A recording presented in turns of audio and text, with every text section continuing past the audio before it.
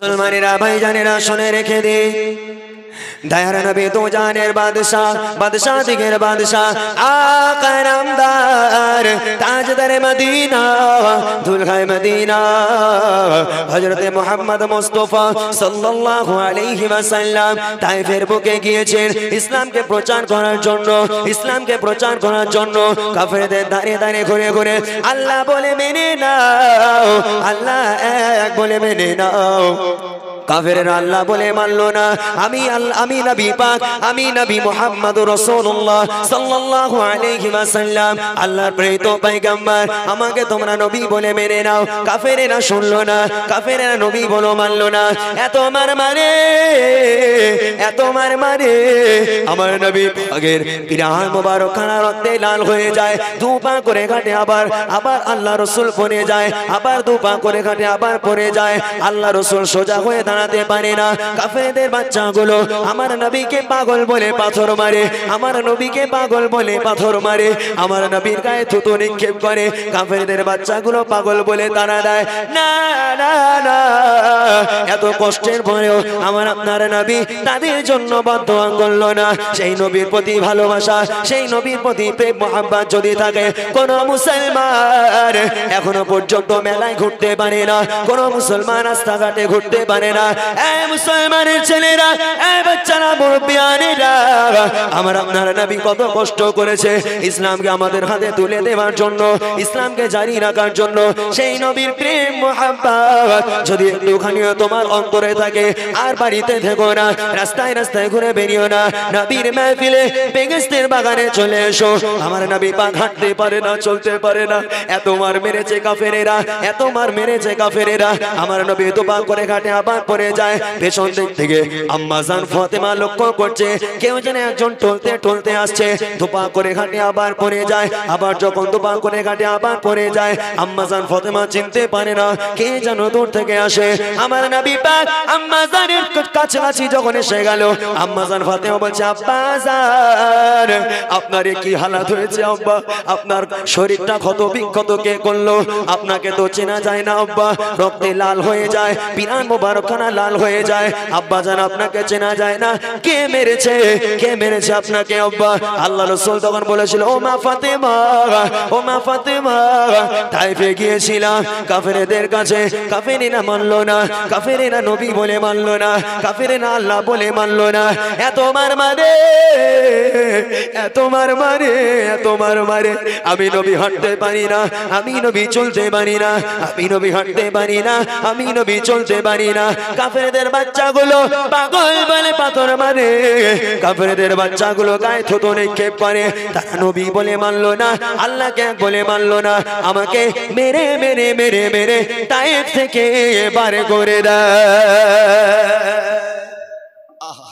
কি মায়ার নবী কি দয়ার নবী সারা শরীরটা একেবারে ক্ষত বিক্ষত হয়ে গেল সেই অবস্থাতে আমার নবীর সারা শরীরে পাথরের আঘাত রক্তাক্ত অবস্থায় দুপা করে হাঁটে আবার পড়ে যায় আবার দুপা করে হাঁটে আবার পড়ে যায় আমার নবী সোজা হয়ে দাঁড়ানোর ক্ষমতা নেই সেই নবীর প্রতি একটু মায়া হয় না একটু ভালোবাসা নেই কত কষ্ট করেছে আমার নবী আজকের ইসলাম ধর্মকে প্রচার করার জন্য ইসলামকে আমাদের কাছে তুলে দেওয়ার জন্য কতই কষ্ট করেছে আর সেই নবীর কথাবার্তা শুনতে আমাদের ভালো লাগে না আমি দেখেছি যখন আমরা গজল পড়ি যখন গজল বলি গজলটা হলো মনের খোরাক আর ওয়াজটা হলো রুহের খোরাক গজলটা মনের খোরাক আর ওয়াজটা রুহের খোরাক যেহেতু গজল বললে ভালো লাগে মনটা একটু নাচানাচি করে ওই জন্য মানুষ থাকে আর যেই ওয়াজে আসবে ওয়াজে যখন সারা শরিয়াতের কথা ইসলামের ইতিহাস থেকে কোরআন হাদিস থেকে কথাবার্তা বলা হবে তখন আর কেউ আসতে চায় না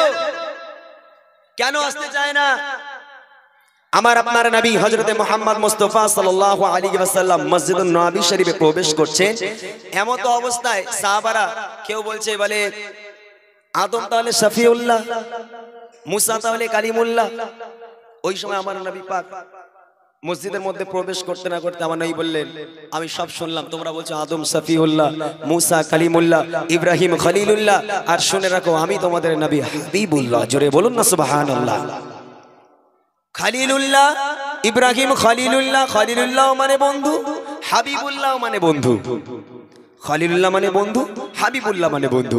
তবে দুই বন্ধুর মধ্যে পার্থক্য কি জানেন? খলিলুল্লাহ যে বন্ধু, এই বন্ধু আল্লাহকে খুশি করার জন্য কাজ করে, আর হাবিবুল্লাহ যে বন্ধু, সে বন্ধু আল্লাহ পাক এই বন্ধুকে খুশি করার জন্য স্বয়ং আল্লাহ নিজে কাজ করে। জোরে হবে না সুবহানাল্লাহ?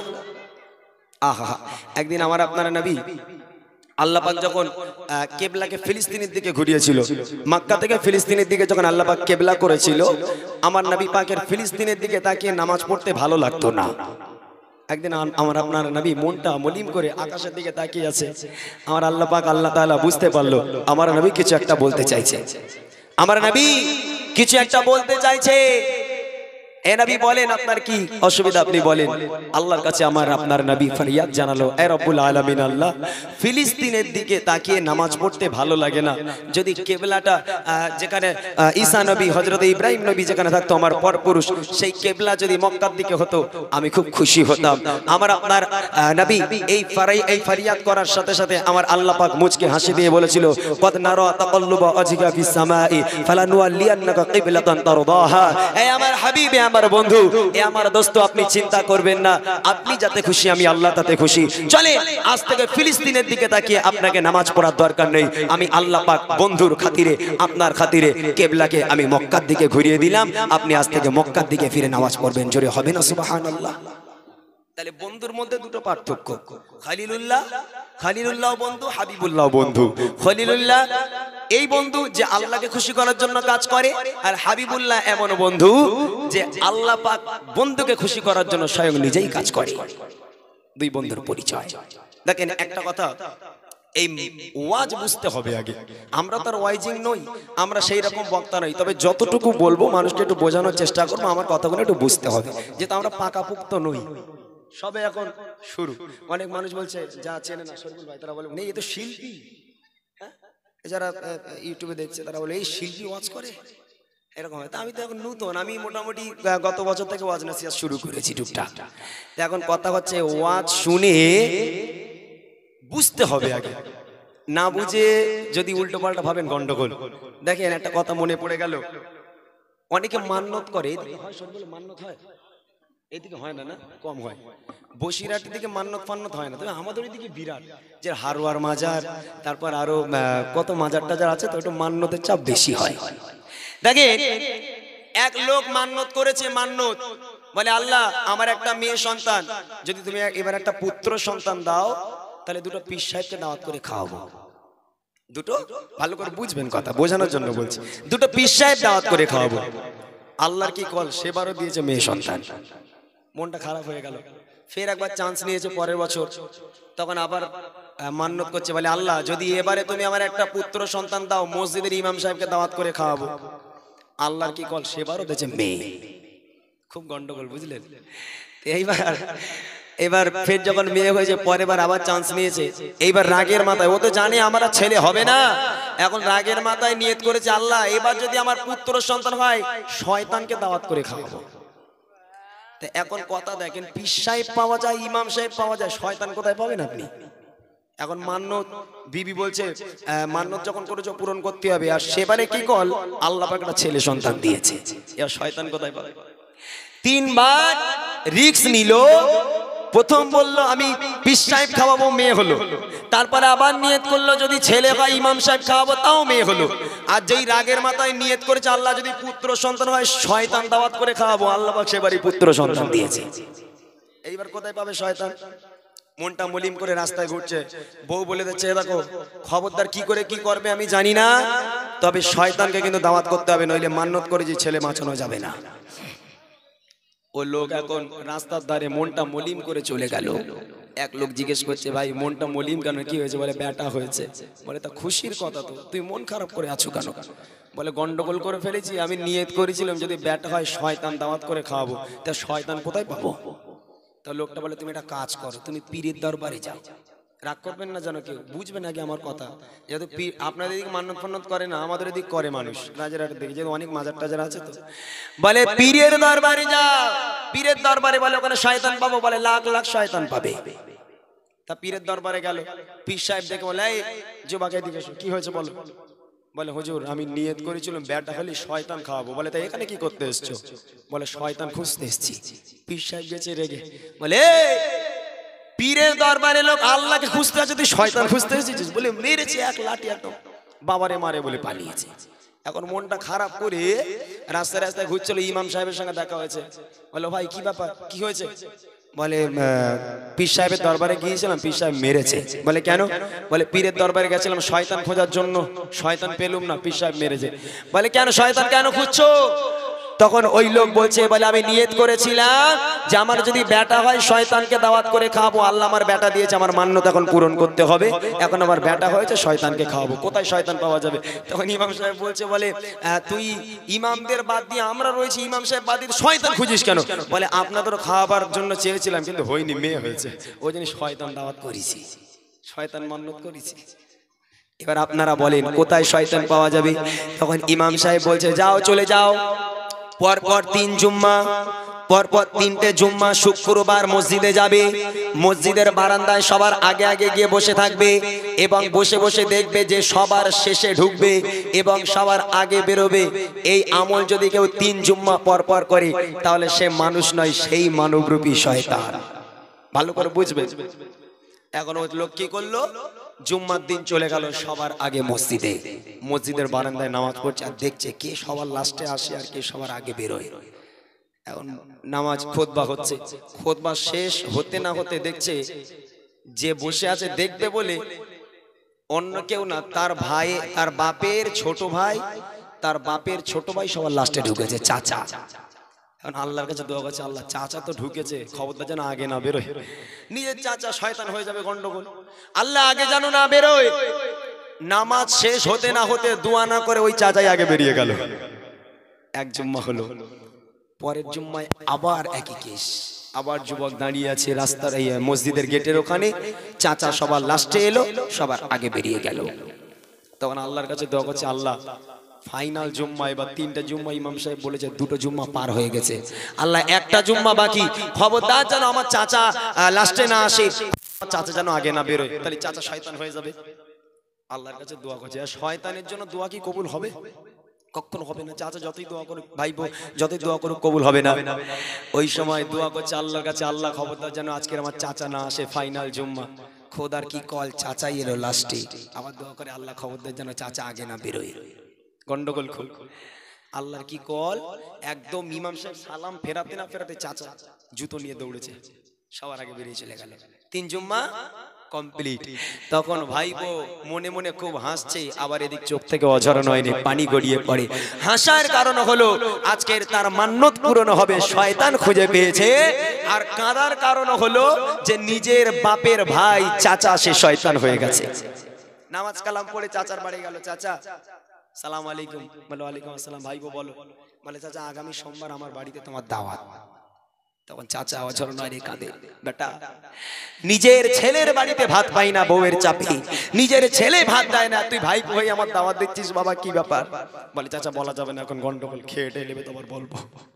বললি তো আর যাবে না, বললে আর যাবে যাবে না। সোমবারে আমাদের বাড়িতে দাওয়াত, তুমি আমার বাড়িতে খেতে যাবে। চাচা অঝর নয় রে কাঁদে, ভাইপো আমার ছেলের বাড়িতে আমি ভাত পাই না রে বাবা, আমার ছেলে আমাকে ভাত দেয় না। আমার ছেলে যখন তার শ্বশুর বাড়িতে আসে, শ্বশুরকে সালাম নেয়, শ্বশুরকে বলে আব্বা ভালো আছেন, আব্বা আপনি কি খাবেন বলেন, আপনার জন্য এনে দেব। আর আমি বাপ, আমি পায়ের ব্যথায় মরে যাই, আমার বেটা 10টা টাকার ওষুধ আমার জন্য এনে দেয় না। তার মাটা বিছান সজ্জা হয়ে আছে, তার মাকে যদি 10 টাকার ওষুধ লাগে, ছেলে বলে খালি খাই খাই, খালি খাই খাই, মায়ের দিকেও সে আসে না। আজকের 1 সপ্তাহ হয়ে গেল বাপ মায়ের সঙ্গে কথা বলে না। আমার সন্তান আমাকে চায় না, তুই আমাকে দাওয়াত করে খাওয়াবি বাবা। আহা বলে চাচা একটু দরকারে তোমার দাওয়াত করছি চাচা, পরে বলবো, এখন বলা যাবে না। তা চাচা দাওয়াত কবুল করেছে, করে আল্লাহর কাছে চাচা দোয়া করছে, আল্লাহ আল্লাহ ভাতিজা আমার দাওয়াত করেছে, ভাইপো দাওয়াত করেছে, আল্লাহ আল্লাহ ভাইপোর বাড়ি খেতে যাব, তুমি আমার ভাইপোর আয় রুজিতে বরকত বাড়িয়ে দাও। আমার ছেলে আমারে খাওয়া দেয় না, আল্লাহ তুমি বরকত বাড়িয়ে দাও। এরকম কত বাপ মা আছে যারা ছেলের বাড়িতে ভাত পায় না। আমার গজল যারা আপনারা শোনেন, আপনারা জানেন আমি বাপ মাকে নিয়ে গজল বলতে একটু বেশি ভালোবাসি। কত গজল লিখেছিলাম, বুড়িমা যেমন মাকে নিয়ে লিখেছিলাম। মনে রাখবেন, এই চাচা সোমবারে যাবে, মনে রাখবেন কথাটা, এখানে মনে পড়ে গেল তাই বলছি। কত বাপ এরকম আজকের ওষুধ না খাওয়ায়, আজকে পয়সা না থাকায় বাপ ওষুধ খেতে পায় না, বিছান সজ্জা হয়ে আছে। কত মা আজকে এরকম বিছান সজ্জা হয়ে আছে, ছেলে খাওয়া দেয় না। আহা, কত কষ্ট মনে। এই নবী পাকের উম্মত উম্মতিরা, এই মুসলমানেরা, কানটা খাড়া করে শুনে রাখুন। আল্লাহ পাক কালামুল্লাহ শরীফের মধ্যে বলেন, ওয়া কাযা রাব্বুকা আল্লা তা'বুদু ইল্লা ইয়্যাহু ওয়া বিল ওয়ালিদাইনি ইহসানা। আল্লাহ পাক আল্লাহ তাআলা জানিয়ে দেয়, হে আমার বান্দা বান্দীরা, এই নবী পাকের উম্মত উম্মতিরা, এই মায়ের সন্তানেরা, আমি আল্লাহ পাক আল্লাহ তাআলা আমাকে ইবাদত বান্দাগি করার পর, আমার ইবাদত বান্দাগি করার পর দ্বিতীয় নম্বর ইবাদত হলো তোর বাপ মা এর প্রতি ihsan করা, তোর বাপ মাকে ভক্তি করা, মহব্বত করা। না না না, আজ কত মুসলমান, কত মায়ের সন্তানেরা বাপ মাকে খেতে দেয় না, বাপ মাকে খেতে দেয় না, বাপ মা বিছান সজ্জা হয়ে যায়। কত মা ভিক্ষা করে, কত মা লোকের বাড়ি কাজ করে, সন্তানেরা আয়েশ আরামে জিন্দেগি গুজারে, কিন্তু মা বাপ খেতে পায় না। রব্বুল আলামিন আল্লাহ, রব্বুল আলামিন আল্লাহ প্রত্যেক সন্তানকে মা বাপের সেবা করা তৌফিক আপনি দিন আল্লাহ। আমরা কত দোয়া চাই, ইমাম সাহেব মুয়াজ্জিন সাহেব দোয়া চাই, সন্তানেরা পরিবর্তন হয় না, সন্তানেরা কেন বোঝে না? আল্লাহ পাকের কালাম বলে, আল্লাহ পাক আল্লাহ তাআলা তার ইবাদতের পরে দ্বিতীয় নম্বর ইবাদত হলো বাপ মায়ের সেবা করা, বাপ মাকে ইত্তেবা করা, বাপ মাকে মহব্বত করা, ভালোবাসা। কত মা এরকম আজকের বিহারে প্রাণ হারায়, কত বাপ এরকম না খেতে পেয়ে প্রাণ হারায়, আবার কত মায়ের সুসন্তান আছে জান জান জান বাপ মায়ের কবরে গিয়ে, বাপ মায়ের কবরে গিয়ে হাত দুখানা তুলে চোখের পানিটা ছেড়ে আল্লাহর কাছে দোয়া করেন, রব্বির হামহুমা কামা রব্বায়ানি সগীরা, রব্বির হামহুমা কামা রব্বায়ানি সগীরা। হে রব্বুল আলামিন আল্লাহ, আমার বাপ আমার মা কত কষ্ট করে মানুষ করেছে আল্লাহ, নিজে না খেয়ে আমাদেরকে খাইয়েছে, নিজে না ঘুমিয়ে আমাদেরকে ঘুম পাড়িয়েছে আল্লাহ। দুটো চোখের পানি ফেলে আল্লাহর কাছে কান্নাকাটি করো। ফেরেশতারা আল্লাহকে জিজ্ঞেস করে, আল্লাহ আপনার এই বান্দা কাঁদে কেন? আল্লাহ পাক আল্লাহ তাআলা বলে, এ মালায়েকা ফেরেশতারা, তোদের বাপ মা নাই, তোরা কি করে বুঝবি বাপ মায়ের জ্বালা কি?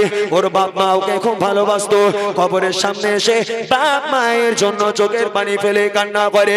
এই ফেরেশতারা সাক্ষী থাক, সাক্ষী থাক, আমি ওই সন্তানের চোখের পানি সহ্য করতে পারবো না, সন্তানের চোখের পানিতে আমি আল্লাহ বাপ মায়ের কবরকে জান্নাত বানিয়ে দিলাম। জোরে বলুন, জোরে হবে না সুবহানাল্লাহ? যা ফেরেশতা তোরা সাক্ষী থাক, আজকে আমার এই বান্দা দু ফোঁটা চোখের পানি ফেলে বাপ মায়ের জন্য কান্নাকাটি করেছে, আমি আল্লাহ পাক ওর বাপ মায়ের কবরকে জান্নাতুল ফিরদাউস বানিয়ে দিলাম। কত মায়ের সন্তান এরকম বাপ মাকে খাওয়া দেয় না। এদিকে মানুষ ভালো, এদিকে বাপ মা একদম আল্লাহর ওলি, সব ফেরেশতা এদিকে। হ্যাঁ, আমি যতটা দেখেছি এখানে ভালো সবাই। তবে বাপ মা কি জিনিস আল্লাহ পাক কোরআন শরীফের মধ্যে বলেন, ওয়া কাযা রাব্বুকা আল্লা তা'বুদু ইল্লা ইয়্যাহু ওয়া বিল ওয়ালিদাইনি ইহসানা।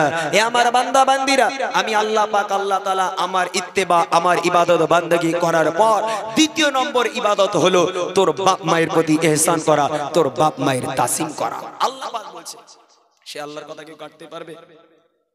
চাচা সোমবারে যাবে বা সোমবার এসে গেল, চাচা গেল ভাতিজার ভাইপোর বাড়ি দাওয়াত খেতে, তখন স্ত্রী বলছে, দেখো চাচারা খুলে সব বলেছো? বলে খবরদার, একদম মুখি কুলু পেটে বস, কিচ্ছু বলিস না, মুখ খুললি গন্ডগোল। তা মোটামুটি খাওয়া দাওয়া খুব ভালো, খাওয়া দাওয়া করতে দিল, দস্তরখান পেতে খুব খাওয়া দাওয়া আইটেম ভালো। চাচা খাচ্ছে আর কাঁদতে কাঁদতে দোয়া করে, আল্লাহ আমার ছেলে আমার খাওয়া দেয় না, আর আমার ভাইপো দেখো তিনি আল্লাহ একদম বিছিয়ে দিয়েছে। খাওয়া দাওয়া হয়ে গেল, হবার পরে এবার চাচা বলছে, ভাইপো এইবারে বল বাচ্চা, তুই আমার কেন দাওয়াত করে খাওয়ালি? বলে চাচা কিছু মনে করবে না তো? বলে বল। বলে চাচা তিনবার ট্রাই করেছি পুত্র সন্তানের জন্য, একটা ছেলে সন্তান নেব বলে তিনবার ট্রাই করেছি। প্রথমবার নিয়ত করেছি ছেলে হলে পীর সাহেব খাওয়াবো, মেয়ে হয়েছে। ফের নিয়ত করেছি ছেলে হলে ইমাম সাহেব খাওয়াবো, ফের মেয়ে হয়েছে। আর রাগের মাথায় নিয়ত করেছি ছেলে হলে শয়তান খাওয়াবো, আর সেই ছেলে হয়েছে। চাচা বলে, তাহলে আমি কি শয়তান? আমি শয়তান? এই তোরে কে বললো আমি শয়তান? বল কেটা বলেছে? বলে ইমাম সাহেব বলেছে। চল ইমাম সাহেবের কাছে চল। হাত ধরে ইমামের কাছে গেল। ও ইমাম সাহেব, আপনি কি মানুষ? হ্যাঁ, আপনি নিজেদের মধ্যে ঝামেলা লাগাচ্ছেন, আমি শয়তান, আপনি কি করে জানেন? ইমাম সাহেব বলছে নাউজুবিল্লাহ, আমি খবরদার এই কথা বলিনি তো যে আপনি শয়তান। বলে ভাইপো বলে আমি কি এই কথা বলেছি? বলে না, আমি বলেছি পরপর 3 জুম্মা যে লোক সবার লাস্টে মসজিদে ঢোকে এবং সবার আগে মসজিদ থেকে বেরিয়ে যায় সেই শয়তান। তার মধ্যে কি আপনি আছেন? তখন ভাইপো বলে হ্যাঁ ইমাম সাহেব, আমি লক্ষ্য করেছি আমার চাচা পরপর 3 সবার শেষে ঢুকেছে এবং সবার আগে বেরিয়েছে, তাই চাচারে দাওয়াত করে খাইয়েছি। আর এরকম মানুষ এখানে যারা অনেকে আছে তারা মনে মনে করছে এরকম জুম্মা তো আমি কত এরকম করে দিছি। হ্যাঁ, 3 জুম্মা না 100 জুম্মা হয়ে গেছে। আজ থেকে প্রতিজ্ঞা করে না, আজ থেকে প্রতিজ্ঞা করতে হবে। তখন চাচা তিনি মনে মনে করছে ওরে বাবা, তোমরা 3টে জুম্মা বলতেছো, আমি তো 100 জুম্মা এরকম করেছি, তাহলে উপায় কি হবে? তখন ইমাম সাহেব বলছে চাচা তুমি একটা কাজ করো, আজ থেকে তওবা পড়ো, তওবা পড়ে আল্লাহর কাছে ক্ষমা চেয়ে নাও, জিন্দেগিতে আর এরকম কাজ করবে না। চাচা সঙ্গে সঙ্গে নিজের উপর আজকের তওবা করে, আজকের আল্লাহর কাছে তওবা করে ক্ষমা চেয়ে আবার নতুন করে যখন ঈমান নিয়ে আসলো, তখন ইমাম সাহেব বলল ভাই তুমি চলে যাও, তোমার মান্যত পূরণ হয়ে গেল, তোমার চাচা মুসলমান হয়ে গেল। যেটা হবে না সুবহানাল্লাহ। এখানে মানুষ কি ওয়াজ বুঝতে পারে নাকি আমি বোঝাতে পারিনি? ব্যাপারটা কি বলো দিন? হ্যাঁ, তুই পরে বুঝকে দিয়ে এখন নাকি? অনেক মানুষ রাগ করবেন না। আমি গত 4 দিন আগে এক জায়গায় ওয়াজ করতে গেছিলাম, সেটা হলো শাকসার। জানি না আপনারা চেনেন কিনা, শাকসারে গেছিলাম ওয়াজ করার জন্য। তা আমি আবার সেখানে শেষ বক্তা, 3 ঘন্টা 3.5 ঘন্টা ওয়াজ করেছি। মানুষ অনেকে ভাবছে যে কিছু শুনবো কি শুনবো না। অনেক মানুষ বলছে এমনি বাচ্চা ছেলে, তাতে আবার গজল গায়, খুব গন্ডগোল বুঝলেন। গজল নিয়ে মানুষের এত কেন জ্বালা আমার তো ঠিক বুঝে আসে না। শোনে, গজলেও আমরা যা বলবো আর ওয়াজেও বক্তারা তাই বলবে, একটা কথা মাথায় রাখতে হবে। তবে শুধু গজল বলে আপনারা এর মুখ ঘোরালে হবে না, আর ওয়াজ বলে শুনলে হবে না, দুটো জিনিস একই রকম। তবে গজলেও আপনাদেরকে শুনে আমল করতে হবে, ওয়াজটাকেও শুনে আমল করতে হবে। যদি আমল না করতে পারি তাহলে ইহকাল আর পরকাল দুটোই বেকার হয়ে যাবে, তাই না? আমাদের ওইদিকে যখন যুবক ছেলেরা জলসা শোনে, শেষে আমাদের ওই বিরিয়ানি টিরানি হয়, তা আবার ওকে নিয়ে পরের দিন ঘুম থেকে উঠে, ফজরের নামাজ তো গেল, ঘুম থেকে উঠে ক্লাবে বসে আড্ডা লাগায়। আড্ডা, কেউ মদ খায়, কেউ সিগারেট খায়, কেউ এটা সেটা খাচ্ছে। আর ছেলেদের মানে বলছে ওরে বাপরে, ফুরফুরা থেকে একটা বক্তা এনেছিলাম, যা ওয়াজ করেছে না, ও কি গলা সুর, বলে এক ঢোক মেরে নিয়েছে। আবার পাশে আরেকজন বলতে এই সে সাইফুল্লাহ হুজুর এলো না, খুব হাসিয়েছে বলে আবার এক ঢোক মেরে নিয়েছে। হ্যাঁ, আর পাশ থেকে একজন বলছে এই তা সব ঠিক আছে, তুই গোপ তুলে মদ খাচ্ছিস কেন? গোপটা এরকম উঁচু করে মদ খাচ্ছে, বলে গোপ তুলে মদ খাচ্ছিস কেন? বলে কেন, সেই সভাপতি শরীফুল ভাই বলেছিল মনে নেই গোপের পানি খাওয়া হারাম, তাই গোপ তুলে মদ খাচ্ছি। আমার কথা বুঝে এসছে? শরীফুল ভাই বলেছে গোপের পানি খাওয়া হারাম, তাই গোপ তুলে মদ খাচ্ছে। ওই রকম যেন না হয়ে যায়, যেটা শুনবেন সেটা আমল করবেন, এক কান দিয়ে শুনে উল্টো বুঝে বাড়ি চলে যাবেন না, তাই না? মানুষ গুনাহগার হয়, মানুষ খাতাকার হয়, একটা মানুষ কেউ বলতে পারবে না যে আমি নেককার, আমি আল্লাহ পাকের জান্নাতে যাব, এটা কেউ বলতে পারবে না। আমার নবী নিজে বলতো ইন্নী আবিদুল্লাহ, আমি নবী, আমি আল্লাহর গোলাম। আমরা আমাদের মধ্যে বলি আশহাদু আল্লা ইলাহা ইল্লাল্লাহু ওয়া আশহাদু আন্না মুহাম্মাদান আবদুহু ওয়া রাসূলুহু, আমি নবী রাসূল এবং আল্লাহ পাকের গোলাম। প্রত্যেকে গুনাহগার, প্রত্যেকে গুনাহগার। হযরত আদম আলাইহিস সালামকে আল্লাহ পাক বলেছিল হে আদম, জান্নাতে আছো ঠিক আছো, তবে খবরদার গন্ধম ফলটা যেন খাবে না।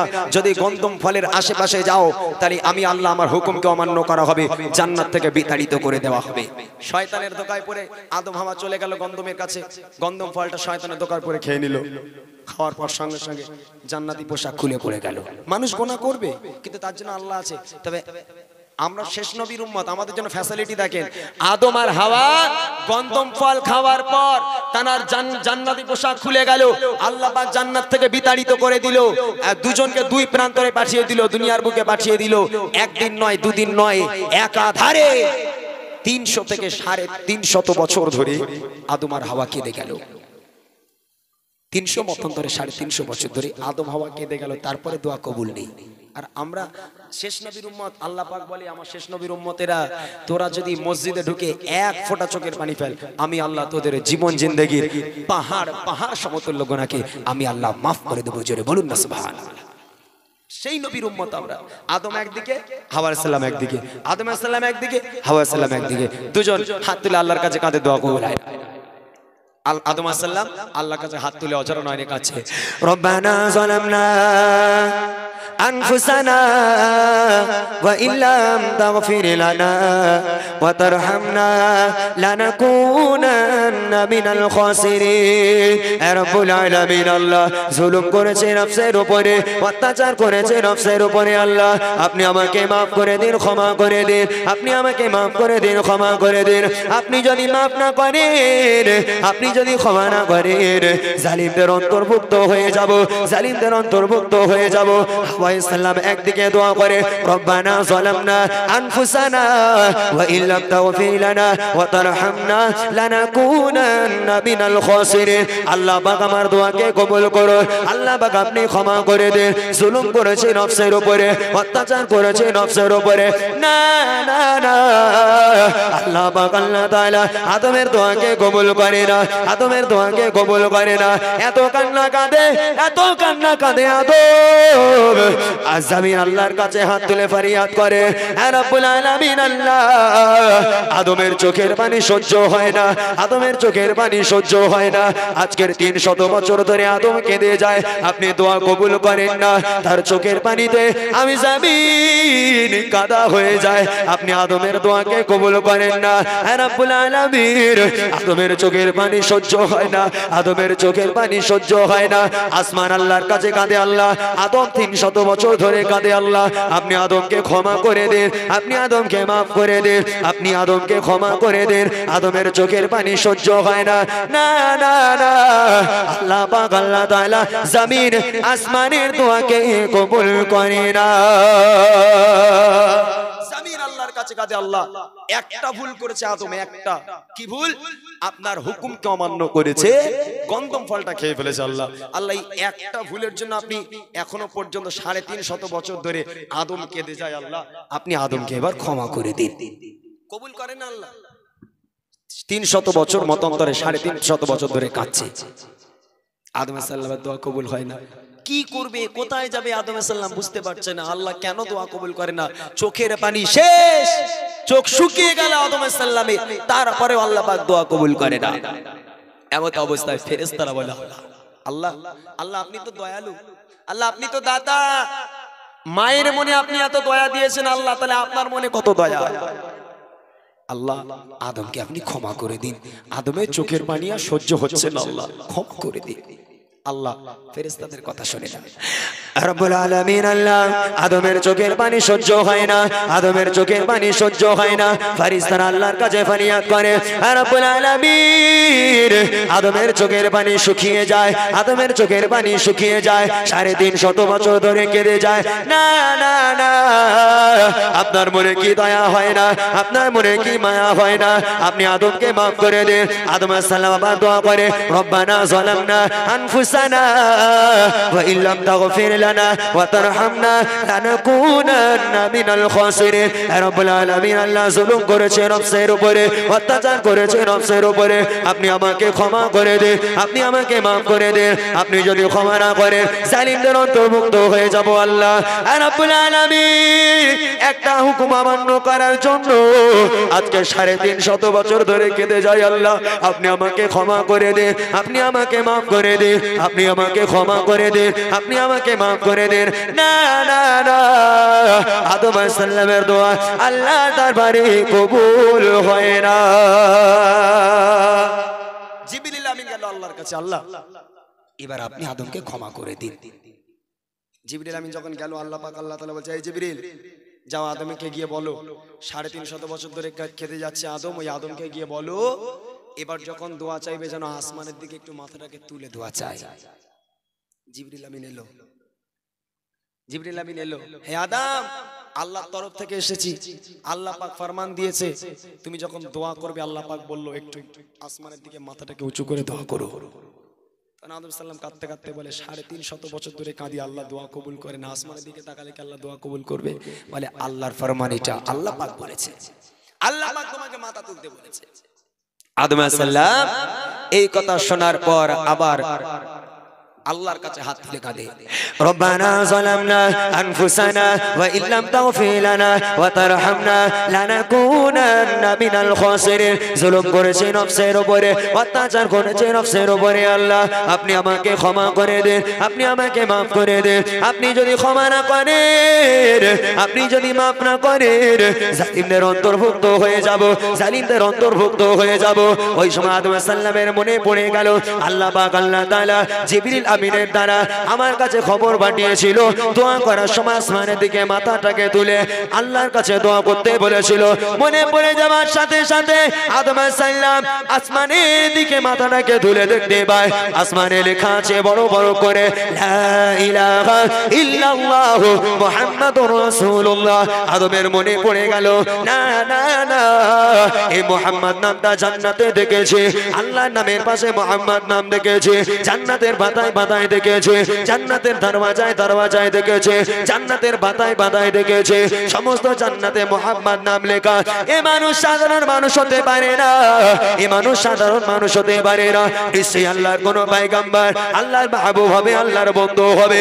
ওই সময় আদম আলাইহিস সালামের মনে পড়ে গেল, ওই সময় আদম আলাইহিস সালাম পুনরায় দোয়া করে, রব্বানা যালামনা আনফুসানা ওয়া ইল্লাম তাগফির লানা ওয়া তারহামনা লানাকুনান্না মিনাল খাসিরিন বিহুরমাতি হাদি কালিমাতি তাইয়্যিবা লা ইলাহা ইল্লাল্লাহু মুহাম্মাদুর রাসূলুল্লাহ। বলার সঙ্গে সঙ্গে আদম আলাইহিস সালামের দোয়া বিদ্যুতের গতিতে আল্লাহ দরবারে কবুল হয়ে যায়। জোরে হবে না সুবহানাল্লাহ? বললাম মানুষ আমার ওয়াজ বুঝতে পারে না। সুবহানাল্লাহ ধ্বনি উঠবে যারা রাস্তাঘাটে রয়েছে, তারা পর্যন্ত ছুটে আসবে না? জি হ্যাঁ। তাহলে একটাবার ভেবে দেখেন, আদম আলাইহিস সালাম একটা আল্লাহর হুকুমকে অমান্য করার জন্য 350 বছর ধরে একাধারে একভাবে কেঁদে গেল। আর আমাদের মতন কত হতভাগা বান্দা বান্দি আমরা আছি যারা আল্লাহর হুকুম কত কত ছেড়ে দিয়েছি। ভেবে দেখেছেন একবারও? কত ছেড়ে দিয়েছি আল্লাহর হুকুমকে। কেটা এখানে অনেক ভাইরা আছে, অনেক বাবুরা চাচারা আছে যারা 5 ওয়াক্ত নামাজ পড়ে, অনেক যুবক আছে যারা জুম্মার নামাজটা পর্যন্ত পড়ে না, যারা জুম্মা নামাজ পর্যন্ত পড়ে না। এদের উপায় কি হবে? একটাবার ভয় লাগে না? এই জানুয়ারি মাস, 1 জানুয়ারি আমরা প্রোগ্রামে যাচ্ছি, মেদিনীপুরের দিকে প্রোগ্রামে যাচ্ছি, যেতে যেতে ওদের ভিড়ে, কাদের ভিড়ে বলেন তিনি? 1 জানুয়ারি পিকনিক ওয়ালাদের পিকনিক, এর পিকনিক বলে। 407 ভাড়া করে উপরে দুটো ডিজে বক্স তুলেছে, ডিজে বক্স তুলে গুম গুম করে মাটি কাঁপাতে কাঁপাতে নিয়ে যাচ্ছে, আর সব ডান্স করছে মোটামুটি গাড়ির পিছনে দাঁড়িয়ে। যদি কেউ পদ উল্টে পড়ে ওখানে শেষ, যদি কেউ পদ উল্টে পড়ে একেবারে গাড়ির চাকার তলায় গিয়ে চুপ করে শুয়ে থাকতে হবে, বুঝলেন না? কিন্তু হতভাগা মুসলমানের ছেলেরা এগুলো বোঝে না যে আজকের তুমি ডিজে বাজাতে বাজাতে মাটি কাঁপাতে কাঁপাতে যাচ্ছ। মনে রেখে দাও, আল্লাহ পাক আল্লাহ তাআলা তোমার যখন মৃত্যু নির্ধারিত করে দেবে, যখন তোমার মৃত্যু এসে যাবে, যখন তোমাকে বিসমিল্লাহি ওয়া আলা মিল্লাতি রাসূলিল্লাহ বলে কবরে শোয়ানো হবে, তখন আল্লাহ পাক আল্লাহ তাআলা 2 ফেরেশতা মুনকার নেকির ফেরেশতারা কবরে নেমে আসবে। ওঠো, বলো তোমার রবকে, তোমার ধর্ম কি, তোমার নবীকে বলো। তখন ওই মাইয়াদ বলবে, হায় আফসোস, হায় আফসোস, আমি জানি না, আমি জানি না আমার রবকে, আমার নবীকে, আমার ধর্মকে, আমি কিচ্ছু জানি না। হায় আফসোস, তোমরা সরে যাও, তোমাদের চেহারা দেখে ভয় হয়, খবরদার যেন তোমরা আমার সামনে আসবে না, সরে যাও। তখন মুনকার নেকির ফেরেশতারা বলবে, আল্লাহ এ পিকনিক করা মাল, রিজেক্ট করা মাল। তখন আল্লাহ বলবে, এই তোরা চলে আয়, তোরা চলে আয়, এই কানা আর কালা দুটোরে পাটা। মুনকার নেকি তোদের কাজ নেই, তোরা চলে আয়, কানা আর কালা দুটোরে পাটা। কানার কালা এসে এইবার তোমারে ডিজে বানিয়ে কবরের মাটি কাঁপাবে। মিথ্যা কথা নয়, মিথ্যা কথা নয়, নবীর স্টেজে বসে মিথ্যা কথা বলি না। এখনো পর্যন্ত যদি মৃত্যুর ভয় থেকে থাকে, কবরের ভয় যদি তোমাদের মধ্যে থেকে থাকে, নিয়ত করে নাও আগামী কাল থেকে নামাজ কাজা করব না, মসজিদে আজকে মুয়াজ্জিন আজান হাঁকার আগে আগে গিয়ে বসে থাকবো। হঠাৎ যদি তোমার মৃত্যু এসে যায়, কালামুল্লাহ শরীফ বলে কুল্লু নাফসিন যায়কাতুল মাউত, প্রত্যেককে মৃত্যু স্বাদ গ্রহণ করতে হবে, কেউ আগে আর কেউ পরে। তুমি মহান নেতা বলে তুমি রেহাই পাবে না, তুমি গ্রামের মোড়ল বলে তুমি রেহাই পাবে না, তুমি বড় বক্তা বলে তুমি রেহাই পাবে না, তুমি শিল্পী বলে তুমি রেহাই পাবে না, তুমি আজকে সবচেয়ে বড় লোক বলে তুমি রেহাই পাবে না। মৃত্যু সবার আসবে, কারোর আগে আর কেউ পরে। কোনো গ্যারান্টি আছে? আমি তো বাড়ি যাওয়ার সময় এখানে বাড়ি চলে যাবো, এক্ষুনি বাড়ি যাবো, বাড়ি যাওয়ার সময় আমার মৃত্যু এসে যেতে পারে, আমি তো মরে যেতে পারি। কালকে আপনাদের মনে ভাবিস কালকে ছেলেটা ওয়াজ করছিল, আজ আর বেঁচে নেই, আর ছেলেটা মরে গেল। ভালো করে বুঝবেন আমার কথা। আজকের আপনারা ওয়াজ শুনছেন, কালকের ওয়াজ, কালকে আর বেঁচে থাকবেন, সকালে ঘুম থেকে উঠবেন, কোনো গ্যারান্টি আছে? কোনো গ্যারান্টি নেই। মৃত্যু এসে যাবে, মৃত্যুর পরে কবরে শোয়ানো হবে। যদি ঈমান আমল ভালো থাকে তাহলে তো কবর ভালো ব্যবহার করবে, ঈমান আমলের যদি ঘাটতি হয় তখন আল্লাহ পাক কবর বলবে, কবর ওই বান্দা বান্দিকে দুই সাইড থেকে পিষ্ট করে মাটির সঙ্গে মিশিয়ে দাও। কবর আল্লাহর হুকুম পালন করবে, দুই সাইড থেকে পিষ্ট করতে থাকবে, পিষতে থাকবে, পিষতে পিষতে যখন মৃত দেহতে এসে ধাক্কা মারবে, একদিকের পাঁচরের হাড় একদিকে, আর একদিকের পাঁচরের হাড় একদিকে। কি হবে উপায়? সারা জীবন নামাজ পড়লাম না, রোজা রাখলাম না, এখন উপায়? কোনো উপায় আছে? আমি একটা গজলে বলেছিলাম, কবর কবর কঠিন কবর, সঙ্গে কেহ রাবে না, কবর কবর কঠিন কবর,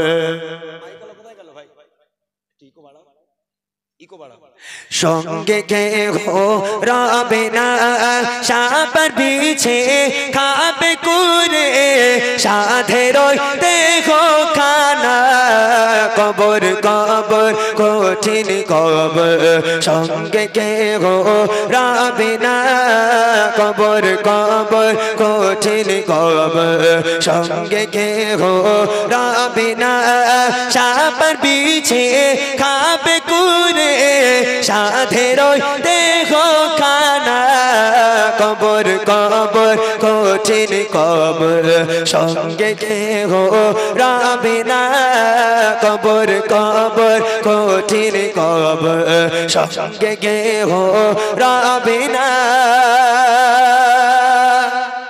সকালে ঘুম থেকে ওটা শোনা যাবে, মসজিদে মুয়াজ্জিন সাহেব হাঁকবে, আমাদের খিদিরপুরের অমুকের বাড়ি, অমুকের বাপ, অমুকের মা, অমুকের দাদা, অমুকের দাদি ইন্তেকাল হয়ে গেছে, জোহর বাদ তার জানাজা দাফন হবে ইনশাআল্লাহ। এলান হয়ে গেল। এইবার কত মানুষ দেখতে আসবে, কত মানুষ আসবে, কিছু মানুষ আসে কাঁদার জন্য, আর কিছু মানুষ আসে দেখার জন্য, তাই না? দেখতে আসবে, তোমাকে কাফন পরানো হলো, তোমাকে জানাজা দেওয়া হলো, জানাজার পর এবার তোমাকে নিয়ে যাওয়া হচ্ছে কবরস্থানে। মুনকার নেকির ফারিস্তারা রেডি আছে, কখন তোকে কবরে শোয়াবে, কখন সবাই চলে যাবে আর আমরা কবরে যাব। কি উত্তর দেবে? তাই কই বলছে, মসজিদে দে এলান হবে, জোহরেতে জানাজা, জোহরেতে জানাজা, সারা জীবন আয়েশে আরামে করেছো নামাজ কাজা, করেছো নামাজ কাজা, কি যে উপায় হবে তোমার, কি যে উপায় হবে তোমার, তওবা পড়া হলো না, কবর কবর কঠিন কবর, সঙ্গে কেহ রাবে না, কবর কবর কঠিন কবর, সঙ্গে কেহ রাবে না, সাপার বিছে খাবে কুরে, সাপার বিছে খাবে কুরে, সাধের দেহ খানা, কবর কবর কঠিন কবর, সঙ্গে কেহ রাবে না, কবর কবর কঠিন কবর, সঙ্গে কেহ রাবে না। বক্তারা বলে কবরের মধ্যে সাপ আসবে, হাদিস শরীফে আছে কবরের মধ্যে সাপ দেওয়া হবে, সাপ। যারা ভাববে হেলে সাপ, ডানা সাপ, খবরদার এই কথা ভাববেন না। কবরের সাপ কেমন সাপ হবে? এক একটা কবরে 99টা করে সাপ দেওয়া হবে। এক একটা সাপ যদি দুনিয়ার বুকে একবার নিঃশ্বাস ফেলে, কাল কিয়ামত পর্যন্ত সবুজ ঘাস জন্ম নেবে না। একটা সাপ, ওই 99টা সাপের মধ্যে যদি একটা সাপ দুনিয়ায় কোন একটা জায়গায় নিঃশ্বাস ফেলে, কিয়ামত পর্যন্ত সেই জায়গায় সবুজ ঘাস জন্ম নেবে না। একটাবারও ভেবে দেখেছে আপনার কবরে আমার কবরেও সেই সাপগুলো থাকতে পারে? কত মানুষ আজকে কত হালাতে আছে, নামাজ নেই, রোজা নেই, কিছুই নেই, মানুষ ওইভাবে হদ্দম ঘুরে বেড়াচ্ছে। এত জলসা দিয়ে কি লাভ, এত মেহফিল দিয়ে কি লাভ, যদি মানুষ পরিবর্তন না হয়? যদি মানুষ পরিবর্তন না হয়, জলসা দিয়ে কোনো লাভ নেই। তাই কবি বলছে, মন কারণে গে ফারিস্তারা আসবে যখন কবরে, আসবে যখন কবরে, করবে তখন তোমায় সওয়াল, জবাব দেবে কি করে, জবাব দেবে কি করে, না পারিলে সওয়াল জবাব, না পারিলে সওয়াল জবাব কি হবে ভেবে দেখো না। কবর কবর কঠিন কবর, সঙ্গে কেহ রবে না। কবর কবর কঠিন কবর, সঙ্গে কেহ রবে না। সাপার বিছে খাবে কুরে, সাপার বিছে খাবে কুরে, সাধের দেহ খানা। কবর কবর কঠিন কবর, সঙ্গে কেহ রবে না। কবর কবর কঠিন কবর, সঙ্গে কেহ রবে না। দরুদ শরীফ আল্লাহুম্মা সাল্লি আলা।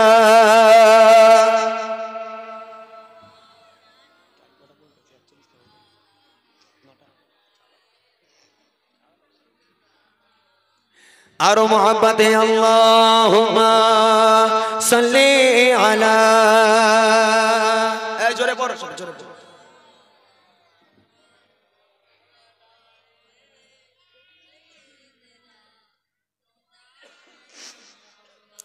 দিনদার, ইমানদার, মুত্তাকি, পরেজগার, আল্লাহওয়ালা ভাইরা, বাবুরা, চাচারা, পর্দার অন্তরালে মায়েরা, বোনেরা, আল্লাহ রাসূল বলছেন, আল ঈমানু বিল ইতিকাফ। এ আমার উম্মত উম্মতিরা, আমি নবী আমাকে মানার নাম ঈমান নয়, আমি নবী আমাকে মানার পদ্ধতি, তরিকার নাম হলো ঈমান। আমরা মানতে পারি আল্লাহ রাসূলকে, আল্লাহকে মানি, আল্লাহ রাসূলকে মানি, তবে মানার পদ্ধতি বুঝি না, মানার তরিকা বুঝি না। আল্লাহ রাসূল বলছে আমাকে তো সবাই মানে, কত হিন্দুরাও আমাকে মানে, তাহলে তারা তো ইমানদার হতে পারে না। ওই জন্য আল্লাহ রাসূল বলছেন, আল ঈমানু বিল ইতিকাফ। আমি নবী আমাকে মানার নাম ঈমান নয়, আমি নবী আমাকে মানার পদ্ধতি, তরিকার নাম হলো ঈমান। কিভাবে মানতে হবে সেটা তোমাকে বুঝতে হবে। কিভাবে মানতে হবে এটা তোমাকে বুঝতে হবে। আমরা না বুঝে অনেকে অনেক কিছু করি, আমরা না বুঝে অনেকে অনেক কিছু করে ফেলি। আমার নবীর আদর্শ কেমন ছিল জানেন? আমার নবীর আচার ব্যবহার কেমন ছিল জানেন? আমার নবী মানুষের সঙ্গে কেমন ব্যবহার করতো জানেন? একজন লোক একটা বাচ্চাকে নিয়ে আল্লাহ রাসূলের কাছে এলো, ইয়া রাসূলুল্লাহ, ইয়া হাবিবাল্লাহ, আমার এই বাচ্চা প্রচন্ড মিষ্টি খায়, আমার বাচ্চা প্রচন্ড মিষ্টি খায়, আপনি একটু বারণ করে দেন, অত টাকা আমার কাছে নেই এই মিষ্টি খাওয়ানোর মতো। আমার নবী পাক বাচ্চাকে ডেকে বলে, এই বাচ্চা তুমি মিষ্টি খাও? বলে হ্যাঁ। বলে ঠিক আছে, আব্বাকে নিয়ে পরের সপ্তাহে আসবে। বাড়ি চলে গেল। আবার পরের সপ্তাহে আবার রাসূলের কাছে এলো, ইয়া রাসূলুল্লাহ, ইয়া হাবিবাল্লাহ, আপনি আসতে বলেছিলেন তাই এসেছি। তখন আল্লাহ রাসূল বলছে, এই ছেলে, এই বাচ্চা, চলে যাও, তোমার আব্বার টাকা খরচা হচ্ছে অনেক, কাল থেকে মিষ্টি খাওয়া তোমাকে কমাতে হবে, বেশি মিষ্টি খেও না। বাপ বলছে, ইয়া রাসূলুল্লাহ, ইয়া হাবিবাল্লাহ, এই কথাটা তো আপনি আগের সপ্তাহে বলতে পারতেন। তখন আল্লাহ রাসূল বলেছিল, ভাই আমি নবী, আমি সবচেয়ে বেশি মিষ্টি খাওয়া পছন্দ করি, তাই আগে আমি এক সপ্তাহকে রেস্ট করতে বললাম, এক সপ্তাহ বাড়িতে থাকতে বললাম। আমি নবী নিজে আগে মিষ্টি খাওয়া কমালাম, এই নিজে আগে মিষ্টি খাওয়ানো কমিয়ে তারপর আমি ওকে বললাম যে তুমি এবার মিষ্টি খাওয়া কম করো। আমি নবী নিজেই মিষ্টি পছন্দ করি, তা আমি ওকে কি করে বারণ করব? তাই না? আমরা অনেক মানুষ আছি যারা আমরা নিজেরা করি না, কিন্তু লোকের আমরা করতে বলি। আমরা নিজেরা যদি না করি লোক করবে? এটা আল্লাহ রাসূলের আদর্শ না। আল্লাহ রাসূল বলছে, আল্লাহ রাসূল নিজে আগে মিষ্টি খাওয়া কমালো, তারপর সেই বাচ্চাকে আদেশ দিল, বাচ্চা তোমার আব্বা জানের টাকা খরচা হচ্ছে, বেশি মিষ্টি খেও না। ইসলামের মধ্যে ইয়ারকি মাজাকিও আছে। ইসলামের মধ্যে ইয়ারকি মাজাকি যাকে বলা হয়, ইয়ারকি মজা এগুলো আছে, তবে সেগুলো সুস্থ সুস্থ মস্তিষ্কে হতে হবে, একবারে হারাম মজা কি করলে হবে না। আমার নবী সাহাবায়ে কেরামদের নিয়ে মজা করতো, কেমন মজা জানেন? আমার নবী সাহাবায়ে কেরামদের নিয়ে মজা করতো, সকলে লাইন দিয়ে বসে আছে, সকলের হাতে হাতে খেজুর আছে, সবাই খেজুর খাচ্ছে, খেজুর খেয়ে দানাগুলো সব নিজের কাছে কাছে রেখে দিচ্ছে, আর আমার নবী খেজুরগুলো খেয়ে দানাগুলো জামাই হযরতে আলীর কাছে রেখে দিচ্ছে। খাওয়ার শেষে আমার নবী বলছে, এই দেখো আমার জামাই, দেখো আলী, দেখো আল্লাহ পাক তাকে কতটা পেটুক করেছে, সবচেয়ে বেশি দানা আলীর কাছে, তার মানে আলী সবচেয়ে বেশি খেজুর খেয়েছে, আমার পেটুক জামাই। তখন হযরত আলী হাসতে হাসতে বলছিল, আমার শ্বশুরও তো কম পেটুক নয়। কেন? বলে আমি না একটু বেশি খেজুর খেয়ে নিলাম, দানা আমার কাছে বেশি, আর আমার শ্বশুর এতই পেটুক যে দানাগুলো সবেত মেরে দিয়েছে, একটা দানা রসুলের কাছে আর নেই।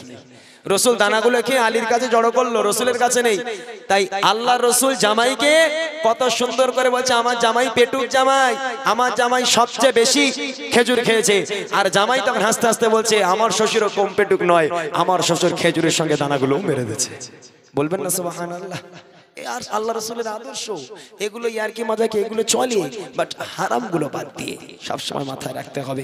রাগ করবেন না কেউ, সময় সংক্ষিপ্ত।